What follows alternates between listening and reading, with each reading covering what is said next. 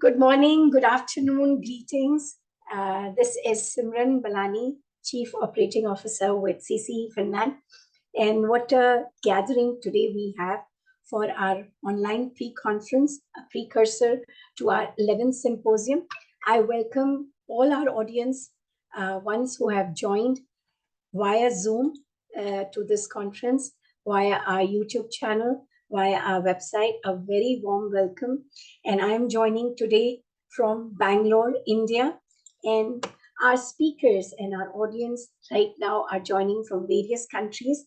And we are today going to look into the concept that we all have humans cherished and run after for years and years, and that is happiness. Along with it, we will talk about a lot of related components of why happiness is associated with various Nordic countries, what is happiness all about, and why is happiness so important in education. So on this note, for the audience who is joining us today, right now, a warm welcome once again. We have very lovely and passionate speakers with us who are going to enlighten us with their innovation, their discoveries in the education field, especially related to social emotional learning. I take this opportunity and share our webpage. So if you want to know more about our conference, please visit us on ccefinland.org/conference 2024. My colleagues will share this link on various platforms. Here you will see the complete schedule of 11th International Symposium on Creative Education. Yes, this is our 11th year of being consistent and hosting this event. And this time's concept theme is Beyond the Smile Conference. Here you will find a lot of information. And yes, I had some questions in the afternoon from various people visiting our website, is that can they still register for this conference and can they still avail the early bird? So the answer is yes. All the details are updated and you can find more information on what topics you can submit your research papers on and what is the residential training program all about. Yes, it is 1 week of residential program, visiting the Finland education centers, their libraries, and just basically witnessing how Finland is being ranked top among the happiness year after year. And on this note, I will kickstart this pre-conference and welcome once again all our speakers who are here from 10 different countries.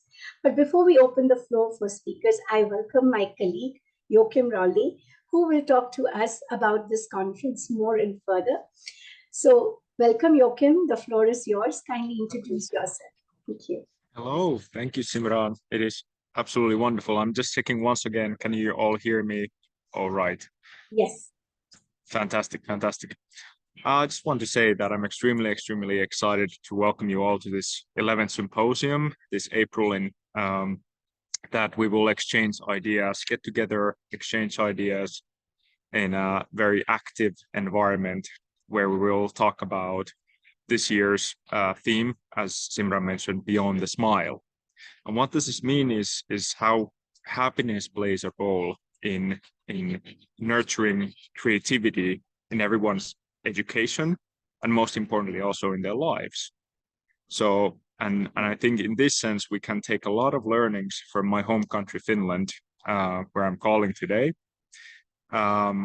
which has been ranked as one of the happiest country several years in a row, and we will look a little bit further into that as well. But so far, we are already welcoming over 85 participants from 15 different countries to this symposium in April and from 12 different universities. So this is quite a diverse group of people. And I'm just really happy to see that there's one very key connecting factor in all of us, that is the passion and curiosity for education. And it is, if you share that, you're in an absolutely right place. And my colleague Nelly will talk about a little about the Finnish and happiness connection. But before that, I wanted to share a few of the topics that we will be covering in the research papers in the symposium itself. Some of them, which I'm personally really excited about, is the social-emotional learning and the impact on and the impact that it has on student engagement. And of course, as with the rising AI, we want to see how it might be affecting students' mental health and how about our creativity and happiness. So it is a topic that we cannot overlook. And finally, one of the also topics is the neurological basis for happiness. So we cover quite a lot of starting from a very basic understanding to very complex ideas of what happiness can mean and how that plays a role in creativity. But once again, welcome to you all, and we are welcome you to this symposium. Now I would like to give the floor back to Simran, and thank you for this opportunity. Thank you very much, Joachim, for giving us more insights on the 11th Symposium. And yes, it is connected to, we are taking this privilege and hosting it again in Finland and giving a glimpse to our audience, our visiting educators, of what is that it takes to be Finland year after year the happiest country in the world. Is it the framework? Is it the way of living? Is it the social connect, the nature connect? So to talk about this more, I invite my colleague Nelly. Nelly, the floor is yours. Kindly introduce yourself. Thank you. Thank you, Simran. So hi everyone, my name is Nelly Louhivuori and I'm the Pedagogical Director for CC Finland.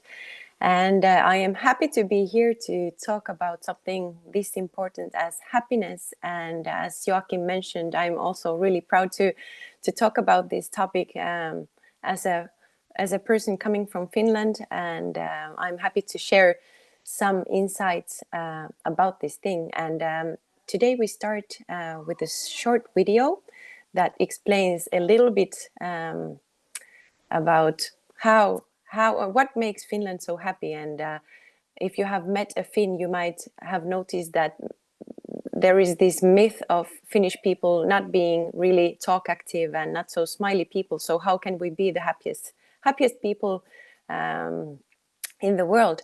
So we will see the video first and then I will continue.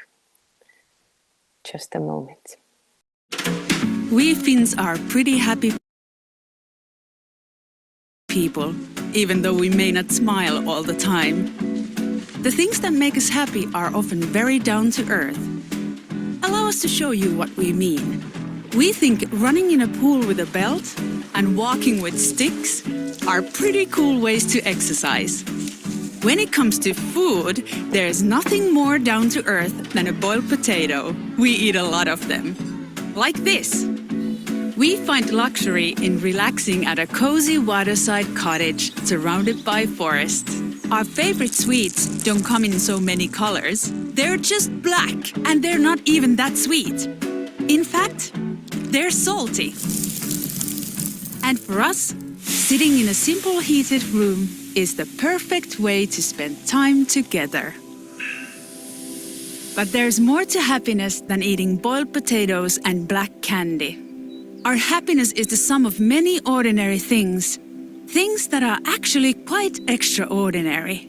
We get a head start on happiness even before we're born.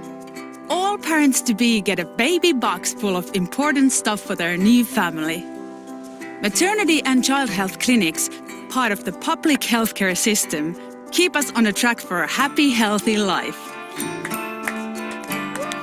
We're happy that it's safe to send our kids off to school on their own. We trust each other, and we can trust our institutions too. We're known for a high-quality education system. We're happy that education is free all the way through university. Happiness can also be found among the bookshelves. Our many public libraries are popular meeting places, offering not only books, but all kinds of cool services. We love playing games, but we're even happier when we get to invent them. It's the extraordinarily ordinary things that make Finland so happy. And when we smile, we make it count. So as you saw on this video, is the extra small things that makes Finland happy.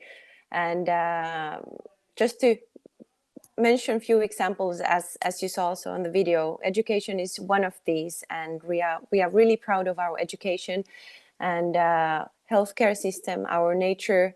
There are many things to explore in Finland, and I would love to see you all coming to Finland in April and join our symposium with us, and also eat some boiled potatoes and salty candies with us, and hopefully also share something that you can take then back to your home countries from Finland.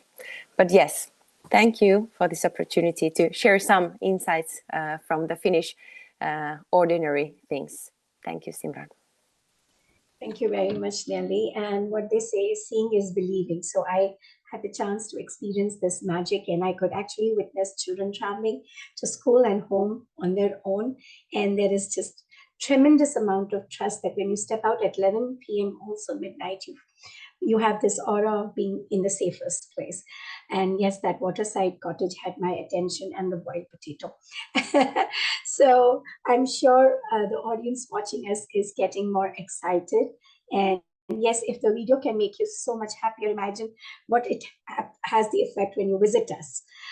So on this note, I thank Nelly and Joachim for giving us insights on Finland and setting the stage for this excitement for people to visit Finland and experience this.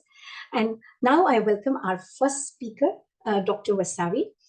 Professor Becker, who's the UNESCO chair, was unfortunately not able to make it today because of his health, but he sends his greeting, and he is sure to meet you when you are joining us for the residential program and the conference. So Professor Becker, we miss you, and we hope to hear from you very soon in one of the videos that will be updated on our websites. So on this note, I welcome our first speaker, Dr. Wasabi. Dr. Wasabi, kindly introduce yourself, and the floor is yours. Thank you, Simran. I'm Dr. Vasavi Acharya. I'm the founder and chairperson of Early Childhood Development Forum, and we work with children in their early childhood years. And we have been conducting a lot of conferences and webinars and training programs for capacity building of educators. And we work with children who are from the marginalized section, and try to support them in their educational needs, and also that they get the best of early childhood care and education in these years, which are so crucial in their lives. So thank you once again for having me here today in this webinar, and it's so interesting. And the video actually kind of, it's made me have a plan to go visit Finland very soon. So if not this April, but one of the coming, webinars, conferences, I would be definitely there. So I put my timer because I've got 10 minutes. And today I would be presenting on peaceful humans. And before I share my screen, I'd just like to say a few words about what Dr. Maria Montessori said. She said that the child is both hope and promise for mankind. A child who imbibes core values such as empathy, compassion, justice, honesty, and so forth will become an individual who can inspire hope in others. And if education is capable of saving humankind, it is something that has immense value, and it involves not only dedication, spiritual development, but also enhancement of the value system and preparing the young citizens to understand the world they live in. Here is where peaceful humans, early years, peace pedagogy comes in. Allow me to share my screen. So peace is what we need the most in today's world. By peace, I don't mean it doesn't imply just the absence of war or violence, but the attitude and human values such as harmony, freedom, equality, and justice, all of which translate to happiness. I'm one of the many others who yearn for peace, and that we may lay the foundation of peace ourselves by inculcating these qualities in our little ones, by modeling behavior that promotes peace, a peaceful demeanor, I would say. For all things are a part of a universal whole, and we all are living in each other in some way or the other. And we are kind of, in one space. And for that, it makes us one big family. So peace carries in its bosom happiness, and the connection between peace and happiness is forever. I love the Finnish education system that places utmost importance on happiness quotient and one that is devoid of competition, but in building true leadership. If I personify the word peace, it will translate into a human being who is a patient listener, a problem solver, an empathetic human being with an aware and altruistic attitude, who is calm, collaborative, and communicative, an ethical human being.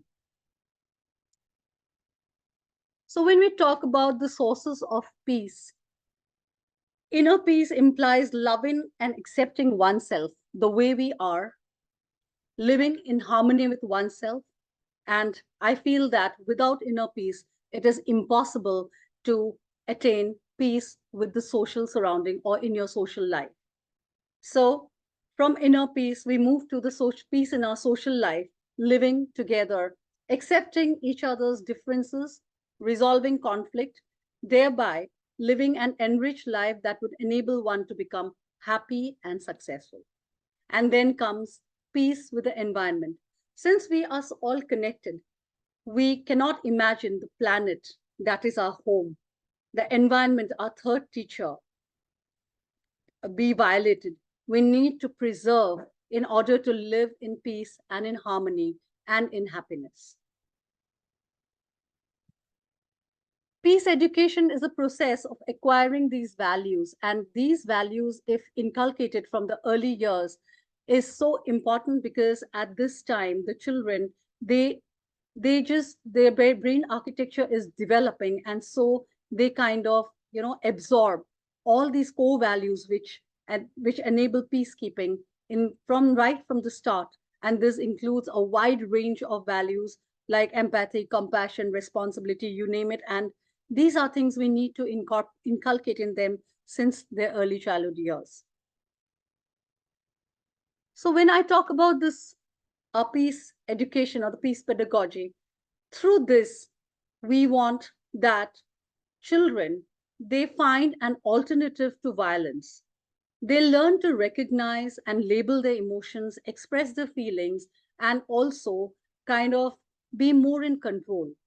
Children should learn the skills including identifying of biases, accepting diversity, the ability to self-regulate. And all of this will enhance their self-esteem, and they would really turn out to be more wholesome individuals. And also it is very important that children, from the early childhood years should understand that the things that trigger, that kind of, puts us in a position where we are not at peace with ourselves, where we are in conflict with our surroundings. And that, when we go to that, we come to the neuroscience of peace. The human mind is the most complex organ in our organ, and it is extremely difficult to decipher or to decode how our mind works. And I've seen through all these research that there are many triggers. We can also these triggers can be based on different things that kind of disrupts our peace, our harmony, and our happiness. And without going too much deeper into that, I would like to say that since our frontal lobe, which is the cortex, the time it has evolved, which was after our limbic system had it evolved, the frontal lobe can be used in a way to kind of allow people to think and regulate and not react but respond. So these are basically some ways in which we can teach our children to be more in control.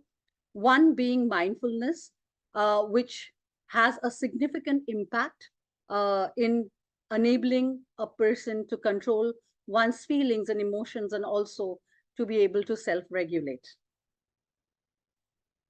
Peace building in early childhood education is fast emerging, and like I already said, a child's brain architecture is developing at this time, and so it is really crucial that we work towards these goals from early on. And the objectives are to make our children, our 21st century learners, give them the critical thinking, behavior regulation, and emotional regulation, these core skills, which are the peacekeeping skills right from the start, so that they are happy and successful individuals.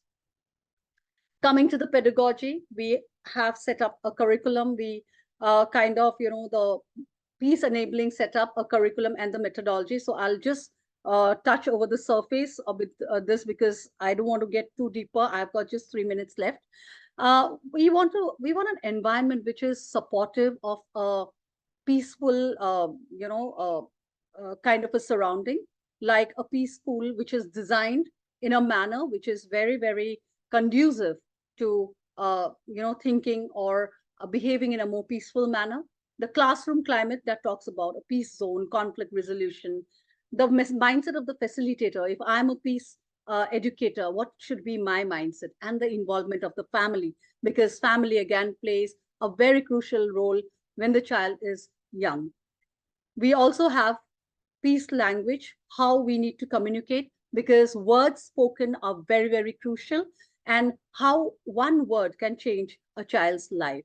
And then we have our peace doll called the Yogaro, which is a kind of a sounding board for the child when the child is over happy, sad, depressed, or got some kind of an emotional issue.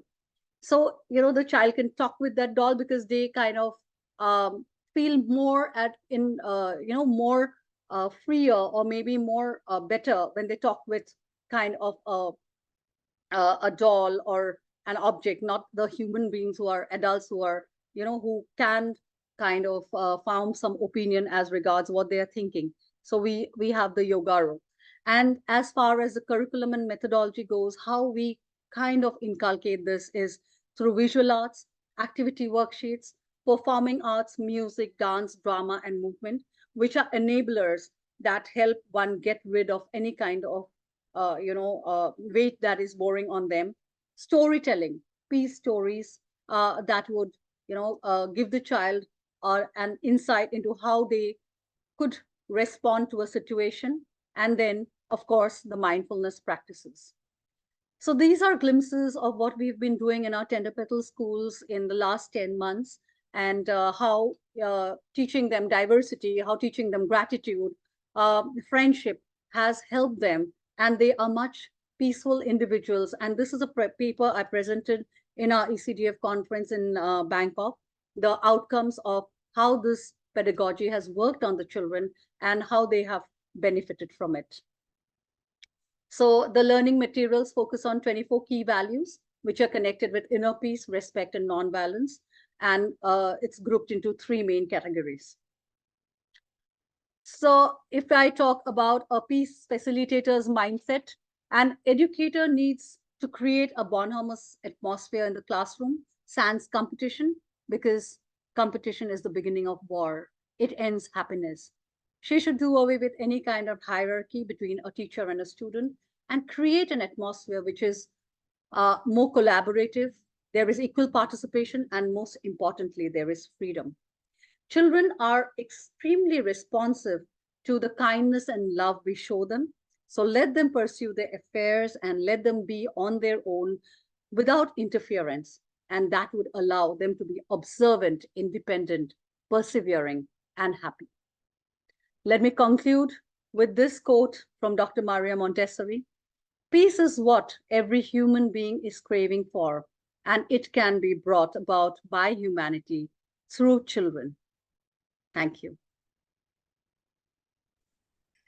Thank you so much, Dr. Vasavi, for sharing this. And I was fortunate to also witness your paper reading in the Bangkok conference. So kudos to you for coming up with this. And at the time of war, which we never thought will happen in the 21st century with all the technology and AI, this is one of the most important things that you can bring out, because if the children have the meaning of peace, they grow into the same nurturing environment as adults. So thank you so much, Dr. Vasavi, for sharing this with us. And we are really grateful and honored that you chose this platform to talk about this.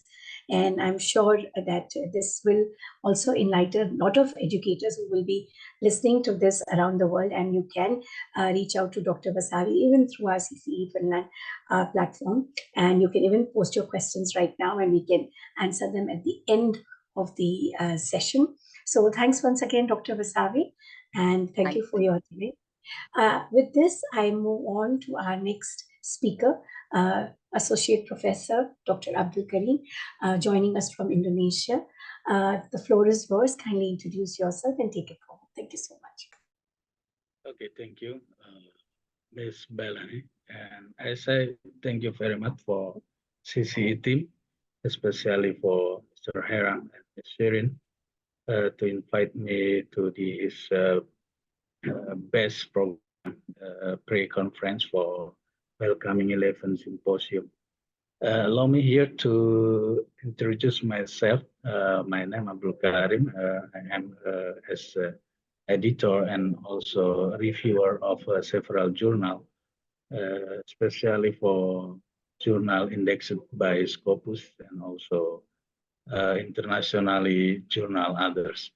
So I want to share my experience about the this theme, about the happiness, creativity, and religion based on review to several publication, several papers and several journals. About 21 papers that I review for this term, and then I analyze this by the application and generator, and then so please I will share my study about this happiness, religion, and creativity. Is available in the screen? Yes. Yes. Yes. Okay. Thank you. The theme is happiness, creativity, and religion. It is based on the 21 papers published in several journals. It talk about definition of happiness and also definition of creativity, and how the roles of happiness to create creativity among the students in education. This study based on the theories about happiness and well-being, that happiness and well-being are positive emotional states combining joy and satisfaction. Other theories argue that the subjective well-being focusing on self-fulfillment, and other theories cite psychological well-being developed within a dynamic aspect like autonomy.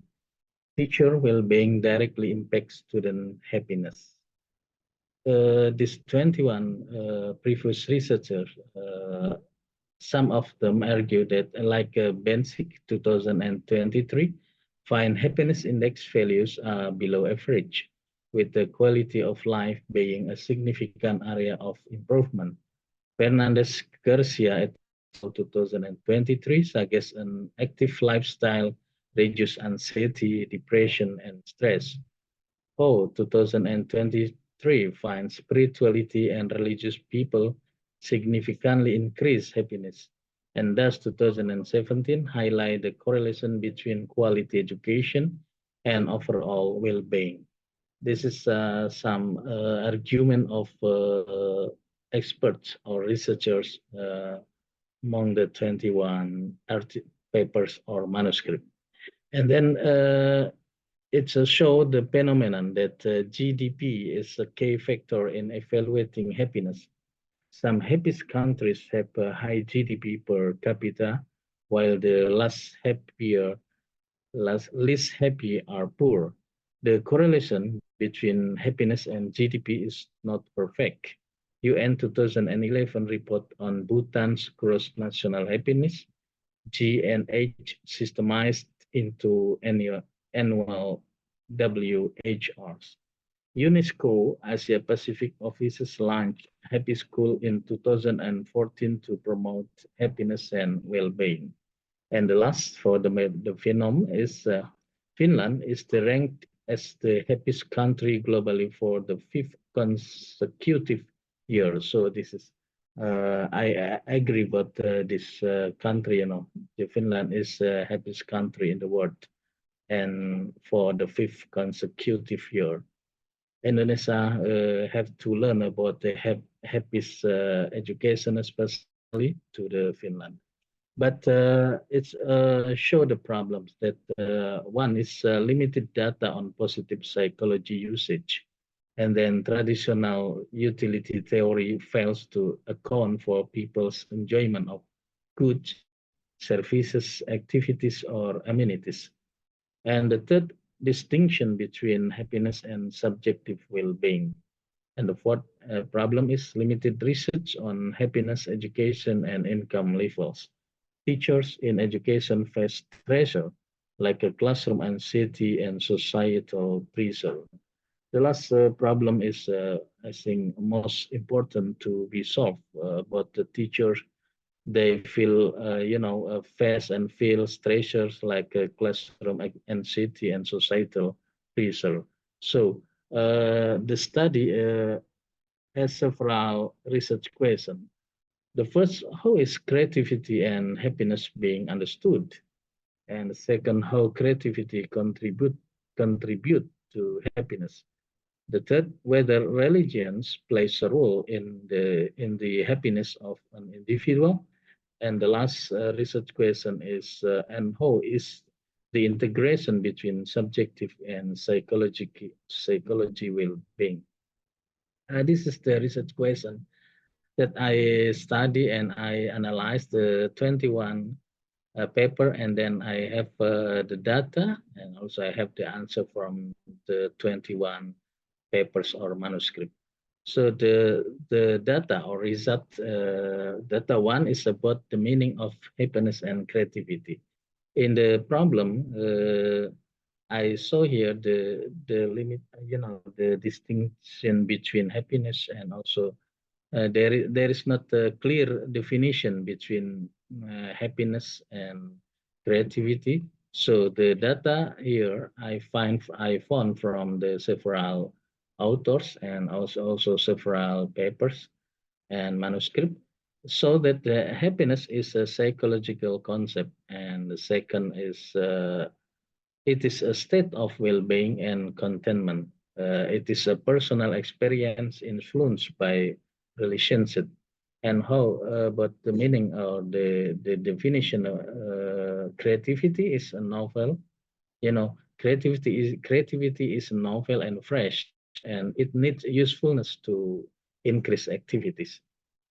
Second data is about creativity, the role of creativity to make student happiness. One is principles creativity can build the institutional happiness. And so the happiness of institution based on the principle creativity. Second is positive emotions of teachers, so more happiness and creativity. Student creativity can foster happiness. Creativity individual can solve problems, making them happy, and happy individual increase creativity and longer life. I think the last is most important to be cited and to be understood. Data three about religion and happiness, so that religious help control anger from emotional dimension. So happiest country, I think.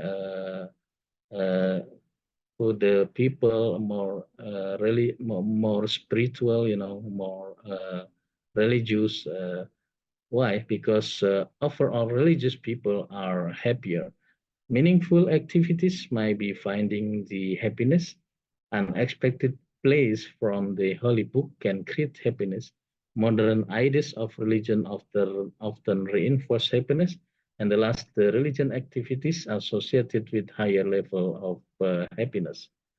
The finding is creativity in religion, based on the Muslim holy book Quran Surah Al-Baqarah 219 to until 220. This verse argue that some statement don't you think, and the hadith of Prophet says to think, to consider good and subtract bad from all action. Iqbal, the one Muslim scientist from India, I think, got absolute ego is a dynamic will. He is a free creative. The universe is not the result of static work, but a creative movement that is always developing. A curriculum that can produce creative output is one that uses a rational approach so that students can express their creativity. They need to be helped to create a sense of security. How about happiness in religion? There are 6 ways to obtain happiness in life. Instill the belief that behind difficulties there must be easy. Be grateful for the blessing given.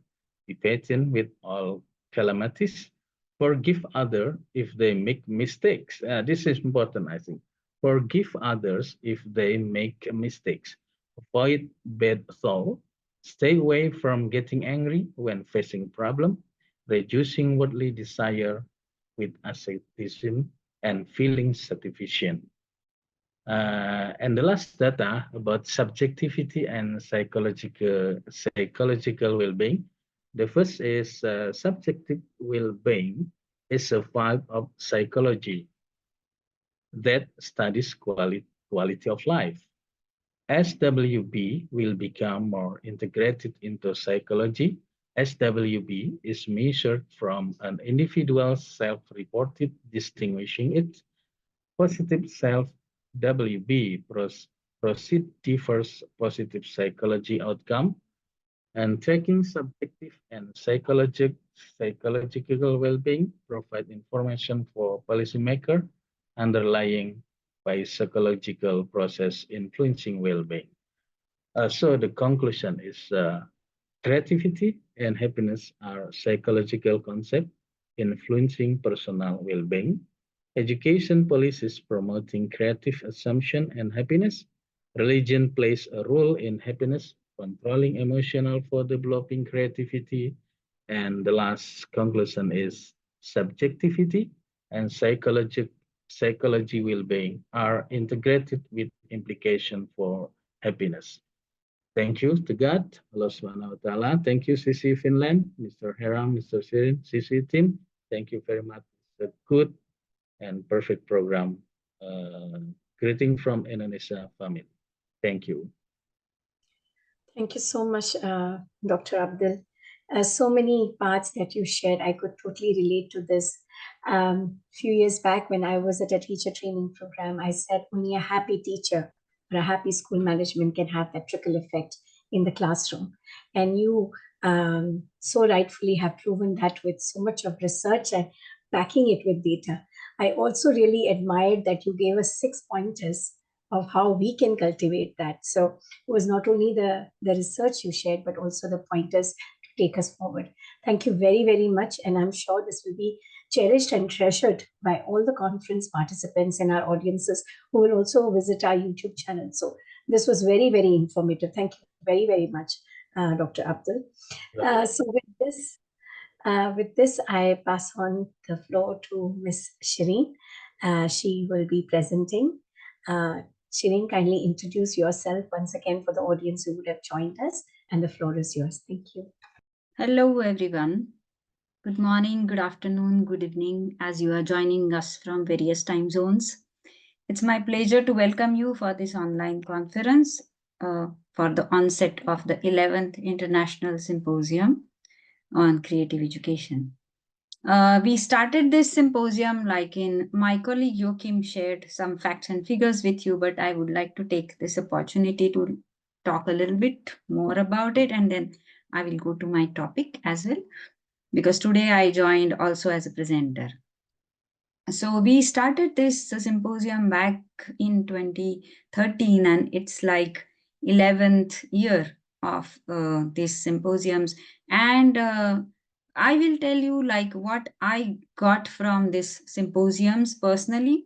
So I got a lot of friends, and I got to know so many researchers from various fields, because every year we had a different theme for the symposiums. Like, for example, last year we had a theme about ICT in education, and it was very successful conference. I see some of my friends joining from the last conference. Elisa is there, and she joined us from Peru all the way.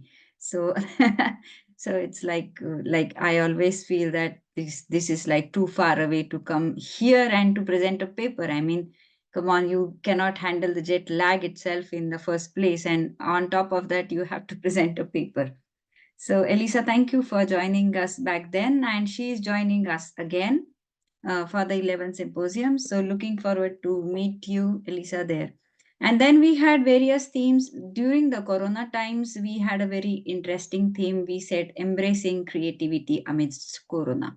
So I guess we always come up with creative themes ourselves, and we believe that obstacles are opportunities, and that's why we kind of turned the obstacle of Corona into opportunity to connect with various uh, keynote speakers, researchers from across the globe. And I'm very happy to share that we saw a contribution from whopping 20 plus countries for our symposium that we conducted during the Corona times. So it's like I'm just giving you these glimpses so that you understand that how important these conferences are for us, and how enthusiastically we look forward to host you all here. So now I'm going to give you my presentation. Myself, Shireen Kulkarni, and I'm a researcher in the field of creativity and school environment. And I believe that creativity is not only limited to school education or organizations, but it is a life skill. And how it can help you in dealing with all kinds of things, mainly, especially when we are talking about the social emotional learning and increasing problems in the mental well-being section. So this is my topic of research. And I also do research in the field of Indology, where I dive deep into various kind of methodologies, pedagogies that have been used in the ancient Indian education system. So now allow me to share my screen, and today I'm going to talk about finding happiness through creativity. Great. So I think my screen is visible, and let's move forward. So because I have been talking a lot and writing a lot about creativity and how it is useful in our, as a life skill. So I thought this topic very near to my heart, and that's why I chose this to present today for all of you. So finding happiness through creativity, like what are the ways, how can we do that? So maybe today we will discuss a little bit about creativity as a therapy. Why do we lose our inner peace and happiness? How does creativity helps in regaining it? Individual creativity for inner happiness, collective creativity, and what are the benefits of collective creativity? And then, of course, nurturing creativity as a life skill. So I think all of you who are here and those who are listening to me via YouTube and those who are visiting our website at the moment, they can agree that creativity has a therapeutic value and it heals people from within. So there are different forms of creative therapy. You can see that there is a soldier making some art with in a typical art studio, and then you can really relate that soldiers who are really under stress, and they are the people who are facing the death, in front of them, and they need it the most. And so are we, because we are also soldiers. We are having a war with within us, and we are trying to overcome all these dilemmas and conflicts and all those kinds of things that we are facing in our life. So what are the forms of creative therapy? There are many. I just got few of those here, like for example, art therapy, dance therapy, music therapy, writing therapy. As you might already know, like journaling is considered as the best way of therapy. So these are some of the therapies, and so let's try to go through quickly from these therapies. So I already told you about art therapy, where art is used as the main core thing to express yourself and express your stress. And, like the healing happens through that process of creation. So that is art therapy in short. And then dance therapy. Now, dance therapy does very crucial thing to bring you in a present moment, because when you are dancing as a therapy, then and also otherwise when you are dancing in the present moment. The body movements help you in connecting your outer outer environment and inner self, because you are performing in that particular environment. So it really helps you to be in that present moment. You become more aware of your body, of your senses. So that is dance therapy. Music therapy, as we all know, that music heals from within. And then there are various, like in, for example, in Indian music, we have like two types, Hindustani classical and Carnatic music. And in that, we have different ragas, or like kind of, these ragas are based on emotions. And we also have a typical time to sing that particular rag, so that those types of emotions are handled. So, for example, in the evening, a rag called Marva or Puriya Dhanashri has been played, because it is a time where you kind of, miss your loved ones, you miss your friends, you missed your family members who are no more with you. So these kinds of feelings are there, and so this kind of music really helps you in expressing yourself, in expressing your loneliness, your sadness, because these are also emotions that needs to be addressed.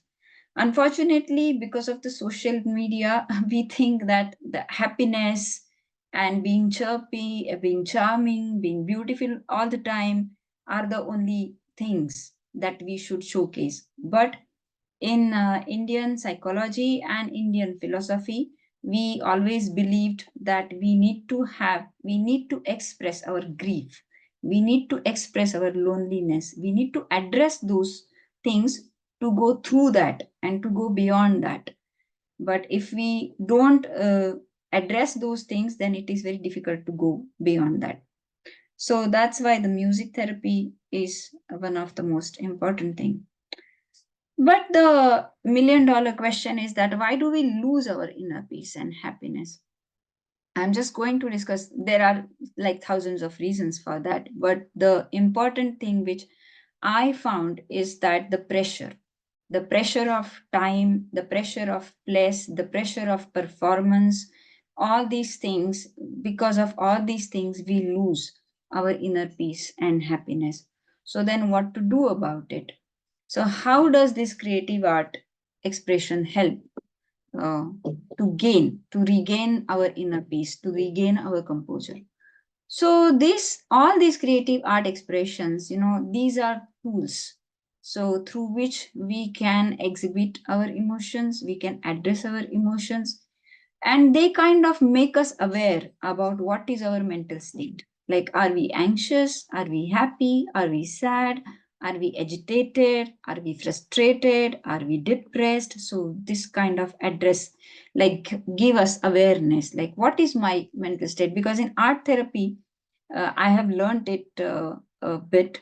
So art therapy is like when you are making the art, it is not about the art itself, but it is about taking out your emotions. Like the therapist will always ask that, how are you feeling at the moment? So draw your feeling or paint your feeling. So that helps you to be aware of your psychological state, your mental state. And the dancing, as I already mentioned, it connects you to that moment. So that, that brings the mindfulness. Dr. Acharya was talking about the mindfulness for children. So this is now mindfulness for everyone, this dance moves that bring that mindful actions and being in the present moment. Because when we are sad, so there can be two reasons to be sad. One reason is that we are either dwelling into the past, we are remembering some sad things from the past, or then we are worried about the future. So these are the two obvious causes for being sad. And so when we are going through these kind of creative therapies, then it helps us in addressing these all these bad moments or sad moments or even happy moments in a beautiful way. So your expression helps you in healing, and you are expressing with colors, you are expressing with movements, you are expressing with songs. So all these are nothing but beautiful creations. So that's why it releases your pressure. When you are expressing yourself in a beautiful way, it releases your pressure. And I guess this is in our religion, we say that in our Indian culture, we say that we need to have like a knowledge, bravery, like, or courage, but we also need aesthetics. Without that, we cannot really enjoy this life fully. So this is equally important. So this individual creativity for happiness, as I told you that we will discuss a little bit. So Sternberg and Lubart in 2009, and then Lane in 2015, and then Koholik, White, and Mullen in 2016, they made their researches about creativity and happiness and how they are positively correlated. So it's a proven fact that creativity and happiness are positively correlated. And individual creativity is like your own expression for yourself. So you are not like exhibiting it to somebody else, but you are doing it for your own self. And it can be scientifically termed as mini C and little c. That was like again designed by Sternberg and Lubart. You might have heard more about big C and little c, that was proposed by Dr. Howard Gardner and Mihai Csikszentmihalyi. So Sternberg and Lubart added this another factor called mini C to that. So mini C is nothing but you try to find a new thing in the problem that you are solving. So for example, you are solving a math problem with one method and you are unable to solve it, and then suddenly you understand that it can be solved with another method. So that is called mini C. And little c is more like the creativity that you show in your everyday life in a broader way. So this is these are the two terminologies about that. So actually, when you are drawing, painting, baking, sewing, writing, knitting, your brain is active. So analytical and when your brain is active, that means your analytical and creative intelligence is working simultaneously. So this process, positive brain activation and engagement helps the healing and leads to happiness. So this is when I talked about like your analytical and creative brain is working together. That means your left brain and right brain, they are working together. Now, this theory has been said that it is not like exactly true that left and right is like, not exactly left is analytical and right is creative. But still there are more centers of data analysis or things like that in the left side, and more centers about emotions and creativity and big question centers are in the right brain, and they communicate with each other, and then we call it like whole brain creativity. So that's why when you are doing some creative things actively, then that leads to this kind of brain action. And then this is like my favorite topic about, when you want to create the happiness, then the collective creativity plays a pivotal role. So in our symposium, during our 4th symposium, we had this workshop about collective creativity, where you can see like we were 7-8 people were doing or painting on a big brown paper. And like this, we had like about 8 groups painting simultaneously on their respective papers, and we got beautiful results. And the instructions were really minimal, but we thoroughly enjoyed this process, and we started feeling like a team. We were thinking together, we were expressing together, and it was so beautiful. So this is the result. We started doing that with these 2 colors, and then we came up with this kind of very beautiful painting. And it evolved, actually. Nothing was planned, because many of us met there, for the first time in our life. But we got so connected because of doing this kind of activity together. Another example of this kind of collective creativity is mandala art. Many of us might be familiar with it, so I will not talk more.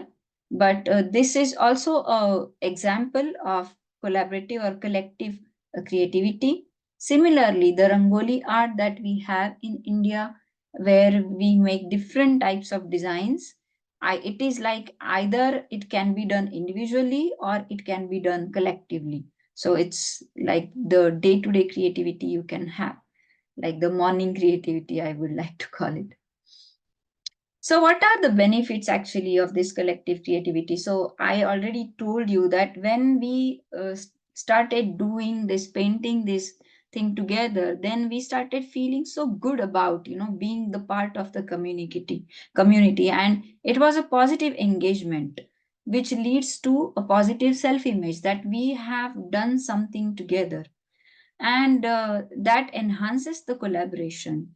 Our next speaker, Khlut, who is unfortunately unable to join us today, but she has created murals out of just this plastic bottle covers. And she has made like Guinness World Record by creating those biggest murals from those bottles. So this is like the positive engagement through which you created something important, impactful, which leads to the positive self-image. Because I believe that your creativity is not only, it does not only help you in expressing yourself, but it leads to identity, your positive self-image. So that's why it is very important at the individual level as well as the community level. It enhances the collaboration. It becomes easier to understand each other through the artistic expression. You understand a lot of similarities and differences, because when you start talking about creating something together, then it becomes necessary that you understand each other. You know each other's strengths, non-strengths, and what can you do together. And there also it is very important that you learn to respect others' art and viewpoints, that if you want to use a particular color, what others are saying about it, how they are taking it. So this is like you start to consider each other at a more deeper level. So, and when you create something together, then it's a collective ownership. So, for example, in Finnish schools, in the corridors, they are always full of the artwork of the students from the classes in that corridor. So the students really take care of the walls, because they think that this is our collective creativity. I mean, they don't think about it, but that is how it is. It is their collective creativity. And because they have created that together, they have the collective ownership so that they don't destroy things. So I guess this is very, this is a point that we should think about when we talk about creativity. So not only about individual creativity, but also the collective creativity. Finally, I would like to give you a mantra like nurturing creativity as a life skill. So I would say cheese.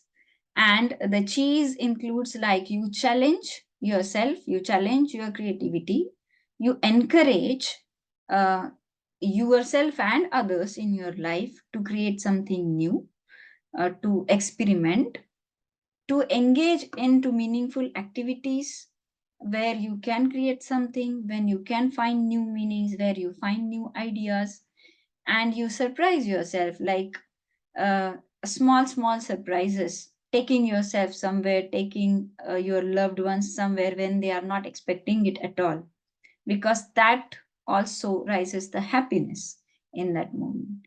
And the last important thing is exercise, because when you exercise, the happiness hormones start flowing. So that's my mantra for you. Say cheese. Thank you so much.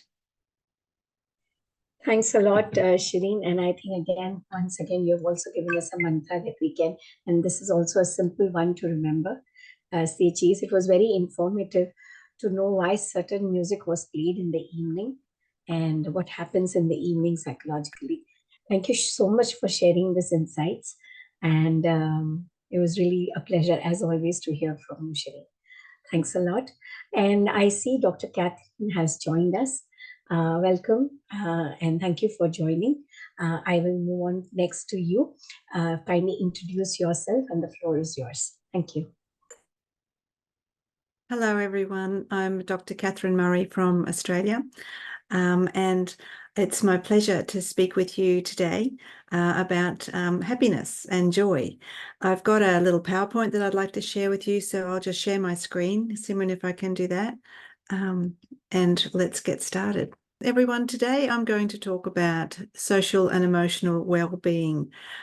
We've all heard about social and emotional learning, but I feel that so comes before sell. We've got to have social and emotional well-being before we can ever think about any learning that takes place. And so my goal is to help children fall in love with learning, and that's probably a goal that you all have and can join with me with that. But you know what? We also have something else in common. We all have one of these things. And this sits here in our head. Of course, it's our brain.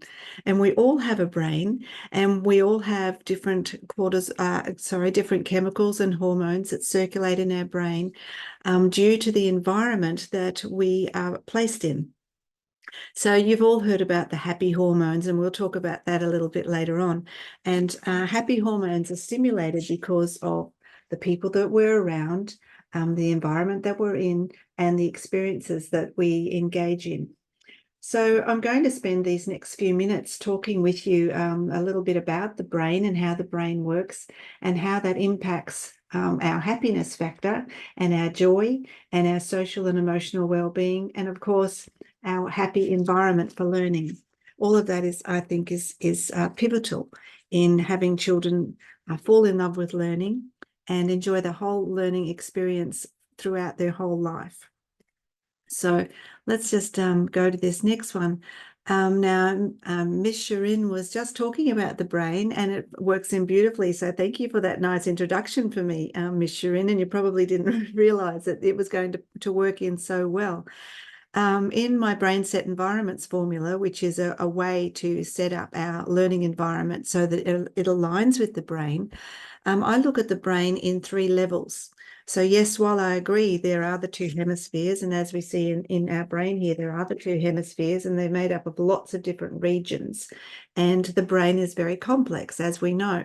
But really, if we look at it as it is there in the diagram with 3 levels, we can see that the brain stem, which is the first part of the brain to start developing when the baby is in utero, so before the baby is born in those 9 months, the brain stem starts to develop first. And it develops first for a reason.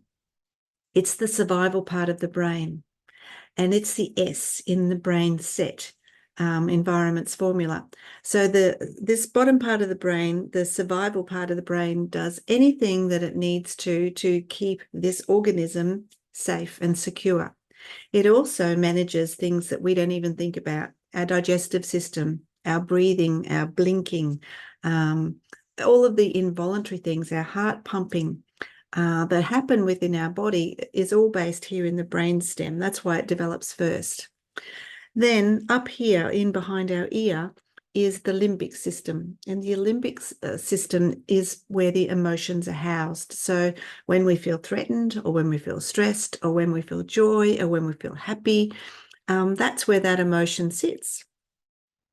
Now that emotion tells this very practical part of the brainstem, whether it's feeling safe and secure or not. And if it's feeling safe and secure, wonderful. All those lovely happy hormones start generating through our brain, and we learn easily in this top part, the thinking part of the brain, the neocortex. So there we have the S, the E, and the T.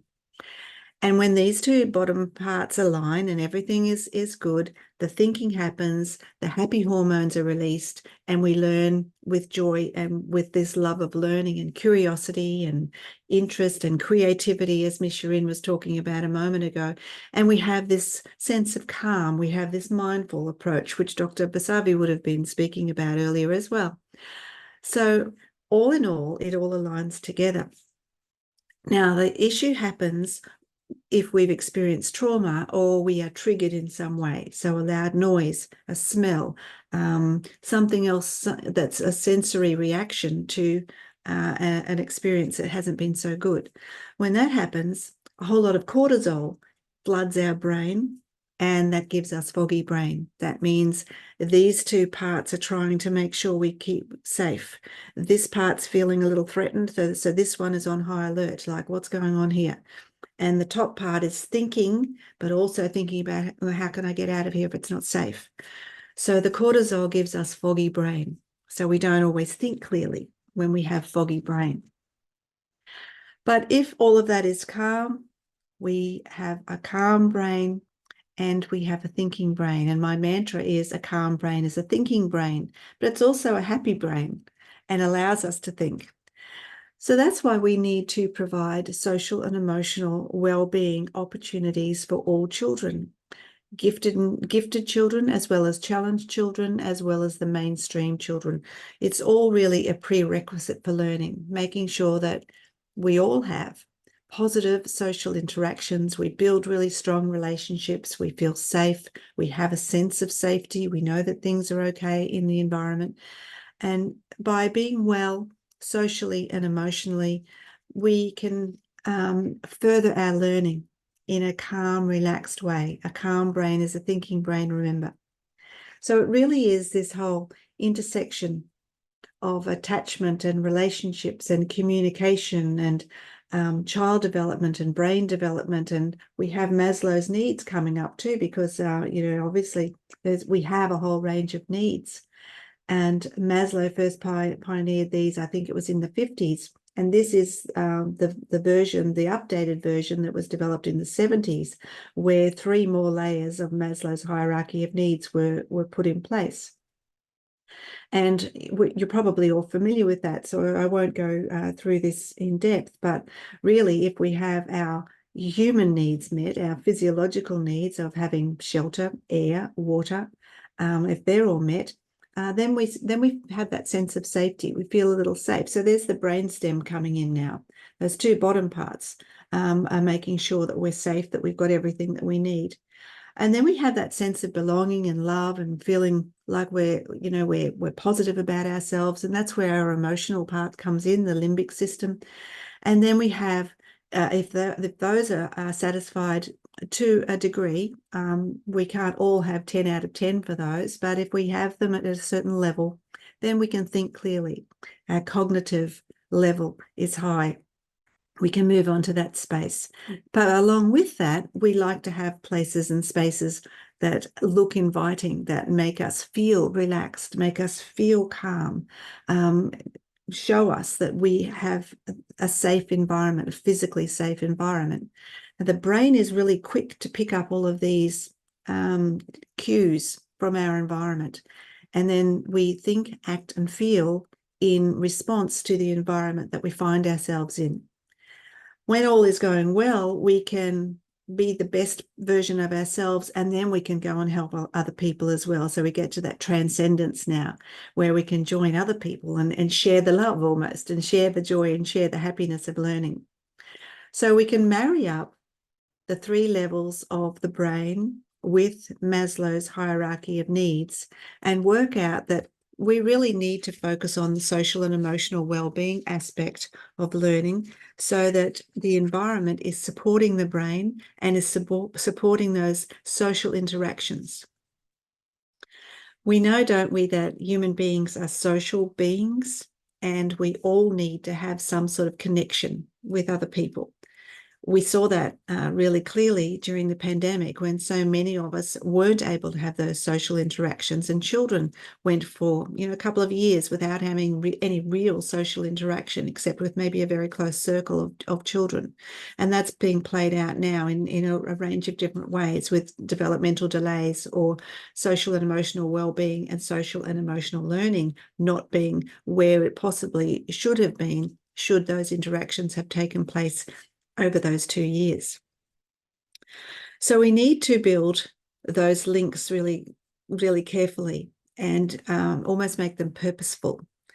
Now, in the Brain Set Environments formula, we design the room and the classroom in a way that promotes all of that, promotes those small little spaces, promotes non-threatening interactions with children and between children. We find little places that children can have a respite, can get away from other people, can just have their own space and find their own happiness and joy. So now, then we can come to the social and emotional learning side of things, where children are experiencing security. That bottom level of the brain that we looked at is feeling secure. Children are feeling well, feeling happy, everything's calm. A calm brain is a thinking brain. And so then there's happiness and joy, and there's laughter in the classroom. And then, of course, learning takes place easily. Now, the same can be said for teachers. We talk a lot about children, but this also applies to teachers. A calm brain is a thinking brain. A calm brain is a joyful, happy brain. And it adds to our well-being, children's and our own as adults, if we are working in an environment that is calm and that is secure. So then those happy hormones that I spoke about right at the beginning can kick in.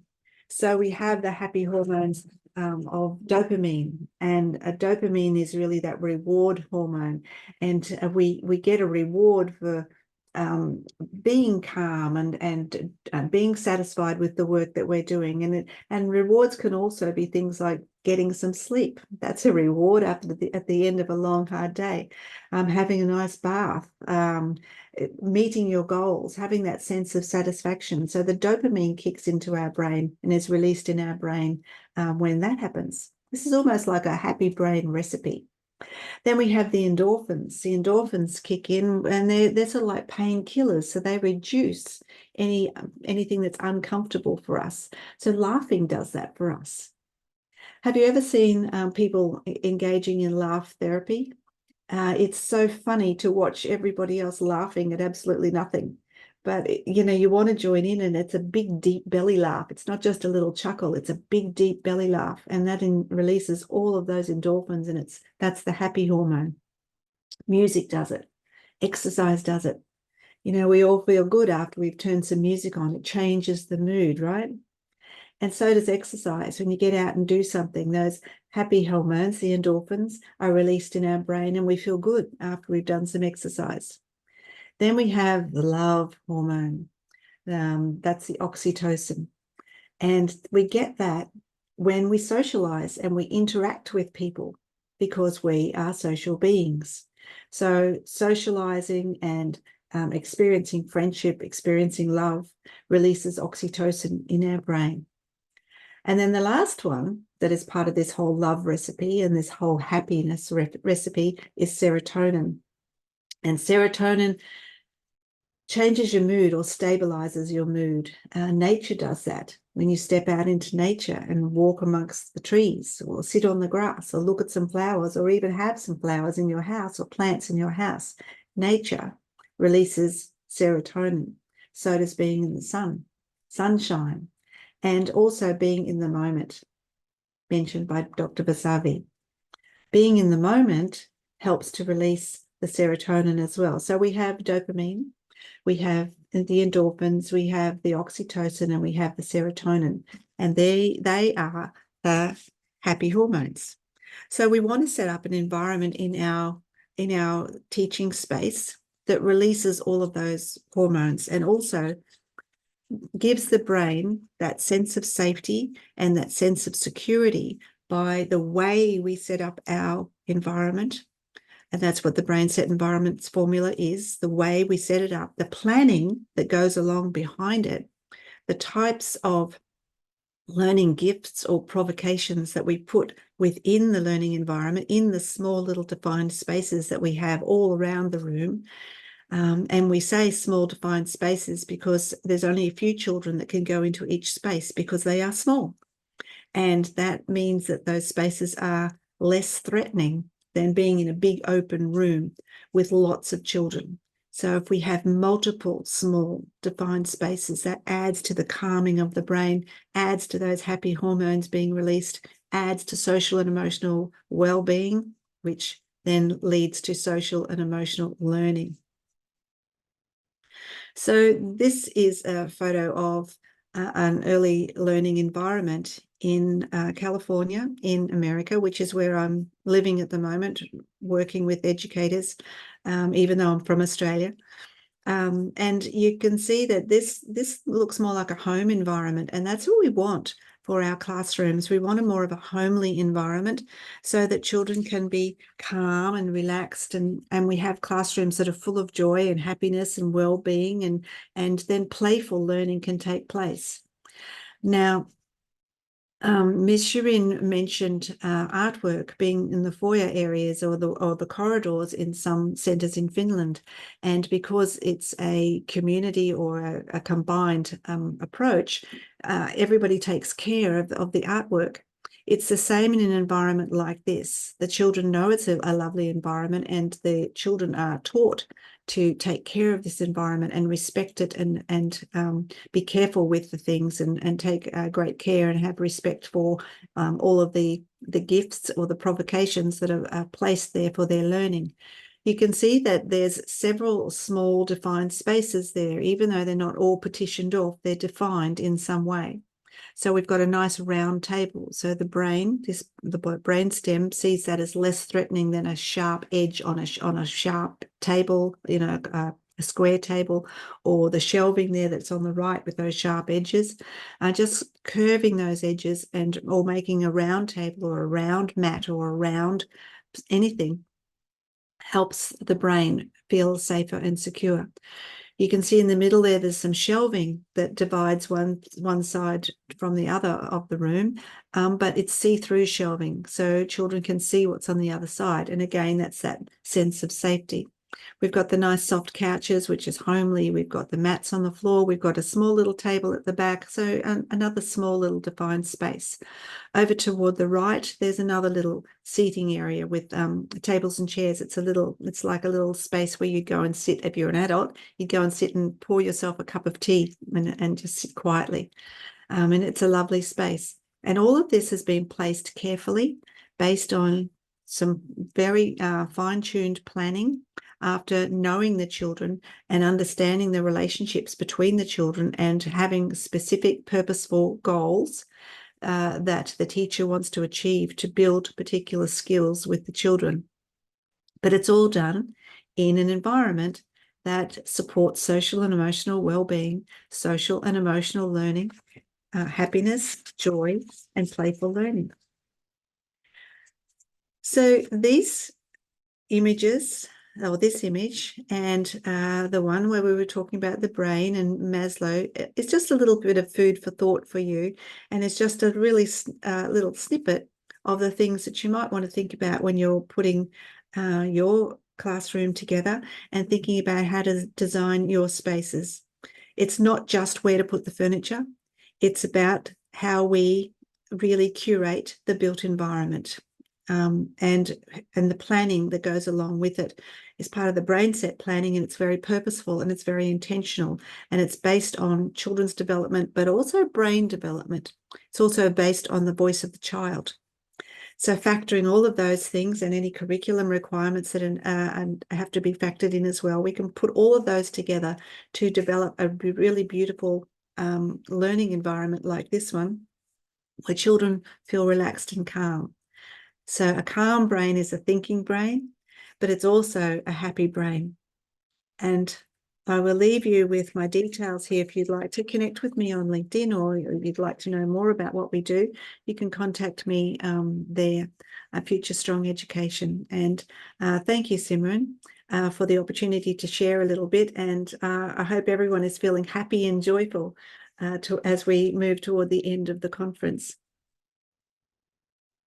Thank you so much, Dr. Kathy. And I remember your saying calm brain is a thinking brain. And I was fortunate to attend this workshop in Delhi with you while you were visiting India.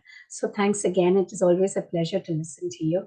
And that classroom certainly looked inviting and calming. Thanks, Simran. By just looking at it. So I'm sure classrooms for our spaces also, and how much effect it can have on our brain and our minds. I know it's very early for you, but thank you very, very much for accepting this invite and joining us. And I hope one day soon we can see you in one of our conferences in Finland or anywhere else in the globe. I'd love that. Thanks, Simran. Thank you so much, Dr. Kathy. And with this, I once again invite Shireen to talk to us a little bit about our conference and the residential program. Yeah, over to you, Shireen. Thank you. Hello, it was very lovely listening all the eminent speakers here today.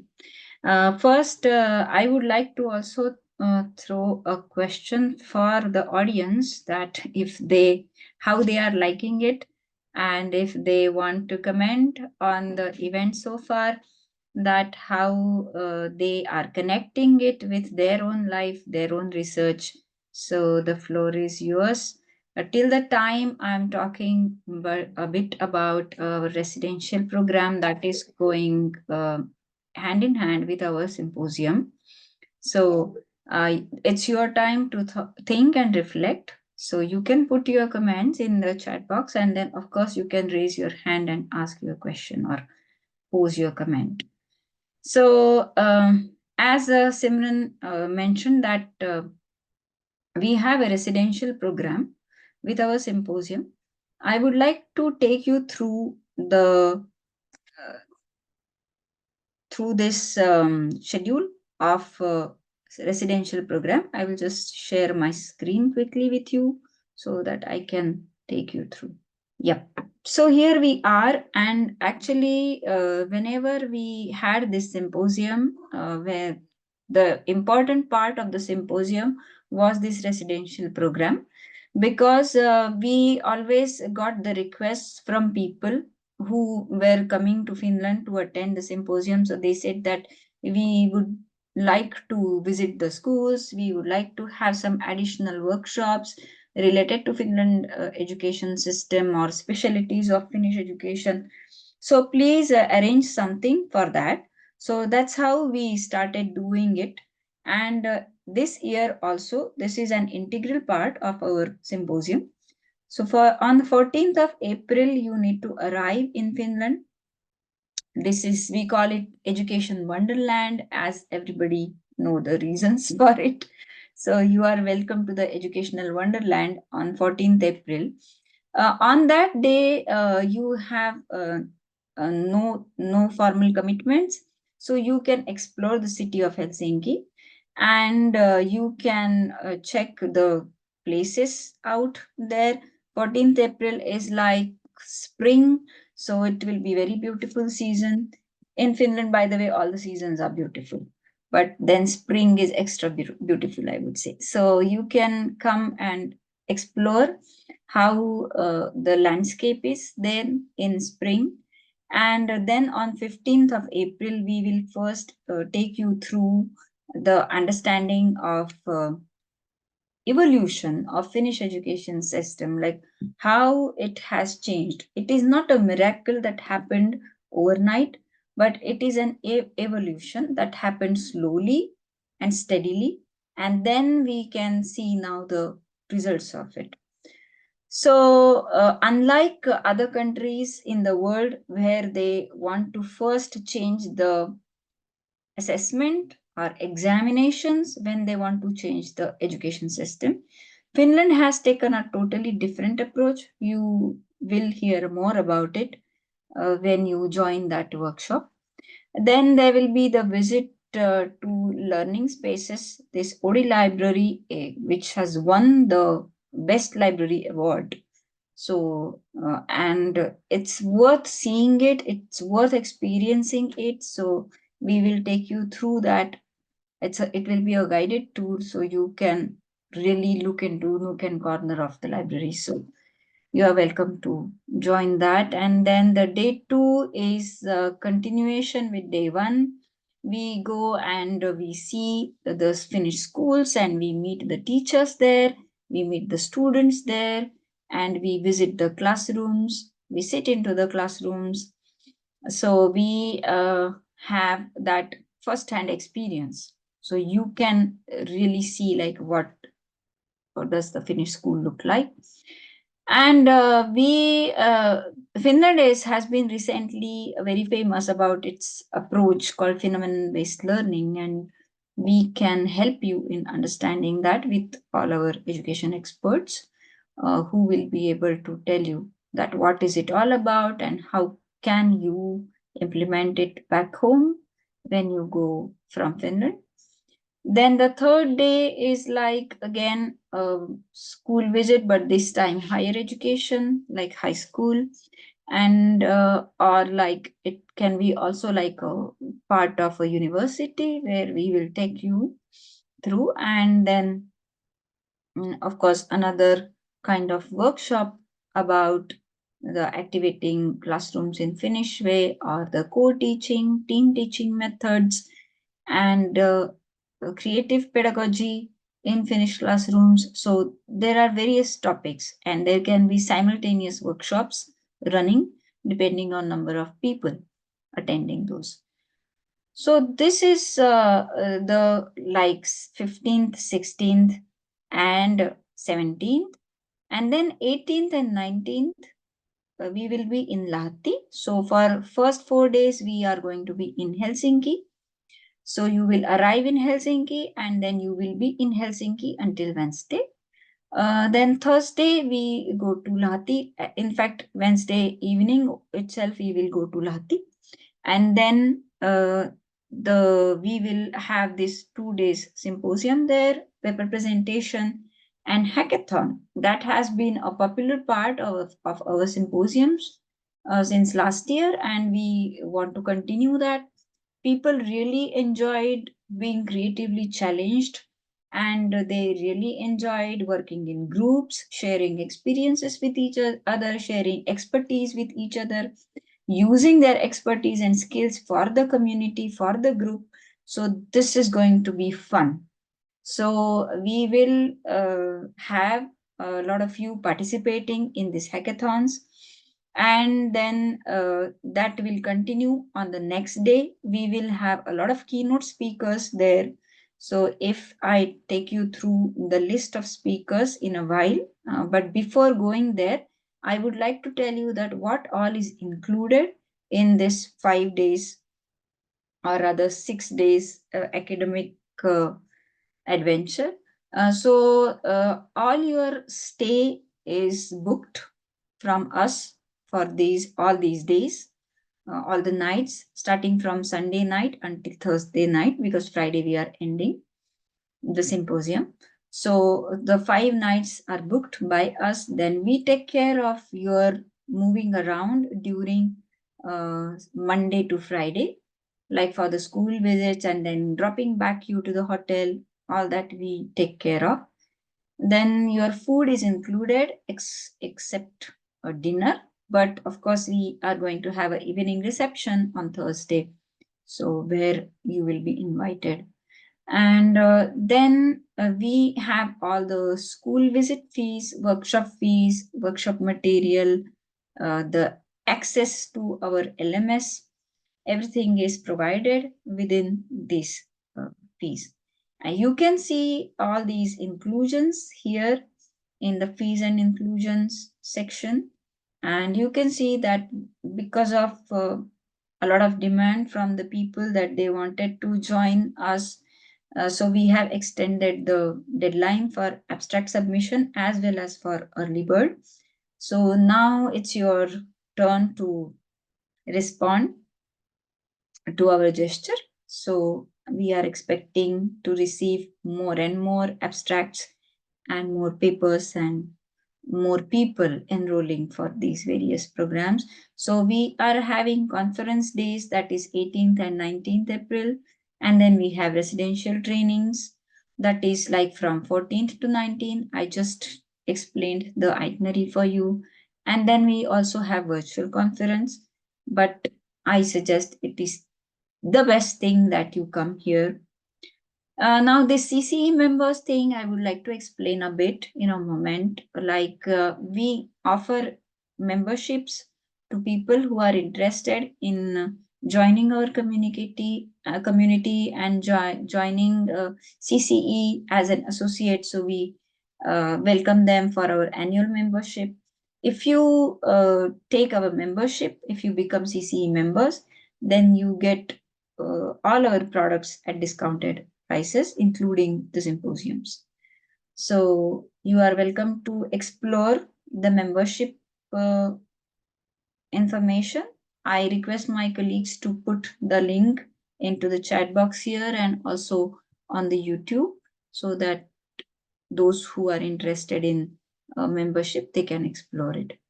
So these are all the inclusions listed here. You can go through that and then you will understand what is all you get.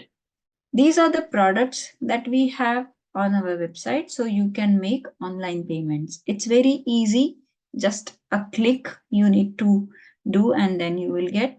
But of course, if you become CCE member, you need to write to us and then we send you invoice. And there also we provide you a link only so that you can quickly make the payment. It's all very easy and simple. What you need is your strong will to come to Finland. So, and I'm hoping that you will come up here. So this is all about the symposium, and you can also visit our speakers. You will find the link here. The residential training program details are given here more thoroughly, so you can read that in your free time. These are the topics for call for papers. And here is like you will also find the speakers. Also, one important thing to notice is that we have collaborated with a couple of hotels in Lahti for those who are only coming for 18th and 19th. So you can go through this hotel booking link and then you will find the options here, hotel booking at Lahti. So these two hotels are there, Green Star and Lahden Seurahuone. So this is a Sokos hotel. So these are all very good hotels. So you can join in. You can book these hotels, but as quickly as possible because they are sold out very fast.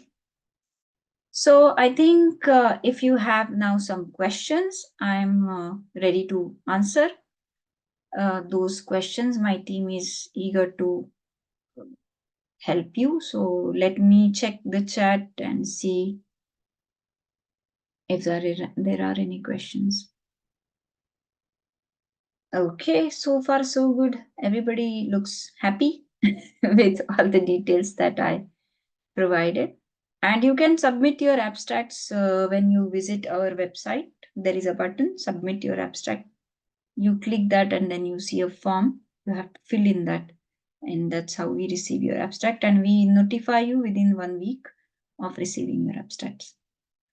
Okay, thank you, Simran. Then over to you. Thanks, Shireen. And I think we have given enough details to our audience, and they can always get back to us if they have any questions. Thank you once again for spending your time with us. And thank you to all the speakers and all the participants. And we are here to answer any questions. You can also write to us if you want to connect with any speakers. But at this moment, I thank you to CCE team and wish you a very good morning, good afternoon, and the rest of the day or the rest of the evening. And signing off, and we will see you soon in Finland. And let's be in touch through our website. Thank you very much.